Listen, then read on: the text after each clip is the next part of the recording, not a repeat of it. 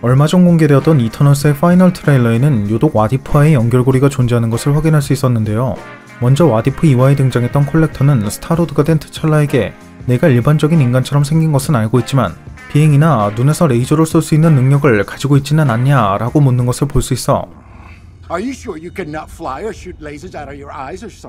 이는 이터널스 중 한 명인 이카리스의 능력을 암시하는 것, 즉 콜렉터가 자신의 콜렉션에 이터널스를 추가할 수 있을 것이란 기대에 차 있었다는 것을 유추해볼 수 있는 부분으로 이 같은 전개는 한마디로 다른 멀티버스라고 할 수 있는 와디프의 유니버스 내에도 이터널스가 존재할 것이란 점을 예상해볼 수 있는 부분이었죠. 그리고 스프라이트가 고대의 인류를 대상으로 그 능력을 사용하는 장면을 자세히 보면 와디프 1편에서 테서렉트가 숨겨져 있던 장소인 노르웨이를 연상케 하는 바이킹이 등장하는 것을 확인할 수도 있어 과거 스프라이트가 돌보았던 지역 중 하나가 노르웨이였다는 것을 유추해볼 수도 있었고요. 게다가 와디프 2화에 등장했던 서빙 로봇은 마치 셀레스티얼을 연상케 하는 외형을 가지고 있는 것을 볼 수도 있었는데 이러한 서빙 로봇은 토르 라그나로크에 등장했던 것과 동일한 외형을 가지고 있다는 점이나 이러한 라그나로크에는 그랜드마스터의 뒤로 셀레스티얼과 매우 흡사한 외형의 인형탈이 등장하기도 했다는 점, 또 이러한 그랜드마스터와 형제 사이로 알려져 있는 콜렉터는 이미 이러한 셀레스티얼의 존재에 대해 알고 있었다는 점 등을 모두 고려해본다면 앞서 와디프의 세계관의 콜렉터가 이터널스에 대해 알고 있었던 것처럼 셀레스티얼에 대해서도 알고 있다는 것, 즉 모든 멀티버스에 셀레스티얼과 이터널스가 각각 존재한다는 것을 유추해볼 수 있어 이는 히우 리메인즈 캉이 관리했던 멀티버스의 타임라인이 셀레스티얼보다 상위의 개념이 될 수도 있다는 점을 예상해볼 수 있는 부분이기도 했습니다.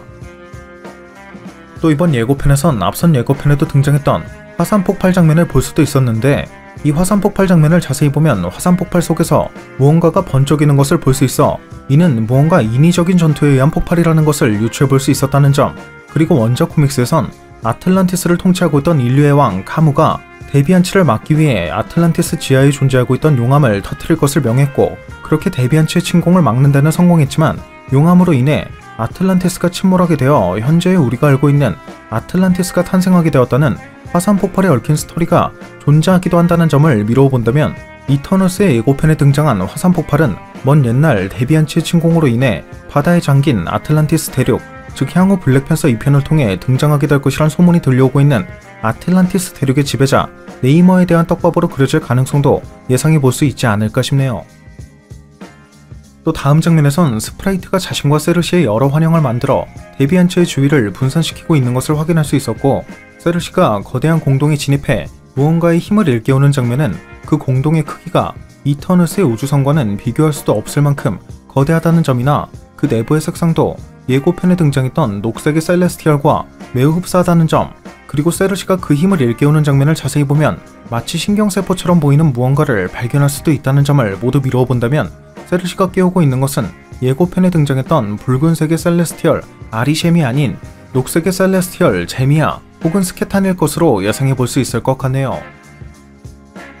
그리고 데비안치의 리더인 크로가 테나를 구속하고 있는 장면을 자세히 보면 그가 테나의 볼을 스치는 순간 이터널스가 사용하는 것과 동일한 금색빛이 흐르고 있다는 점이나 크로 역시 몸 곳곳에 금색빛을 두르고 있다는 점을 미루어 본다면 데비안치 역시 원작 코믹스의 설정과 마찬가지로 셀레스티얼이 창조했다는 것을 유추해볼 수 있을 것 같고 원작 코믹스의 테나와 크로는 연인 사이로 등장했지만 크로가 테나의 뇌 속에 브레인마인을 설치해 테나를 이용했던 적이 있었다는 점을 미루어 본다면 이러한 장면은 크로가 테나를 어떠한 방식으로든 조종하고 있다는 것쯤을 예상해볼 수도 있는 부분이었죠.